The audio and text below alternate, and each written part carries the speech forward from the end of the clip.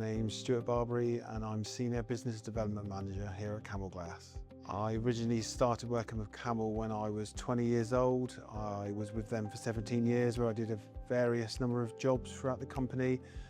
I left for 4 years while I did my own thing and then started working for them again about a year and a half ago now, which has been the business development side, which has really come on since coming on board, which is why we've taken Luke on to sort of work alongside me and really sort of push on the business development with all the customers.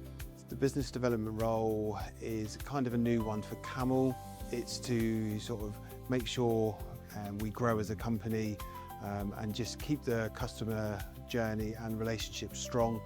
We're all about partnerships here rather than being sort of a transactional business.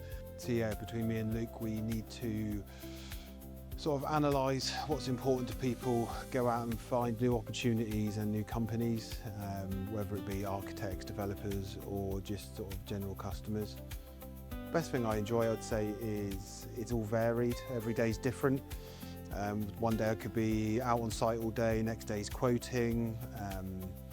You know, it could be in meetings, meeting developers, architects, customers, solving problems. So it's the varied job that I enjoy.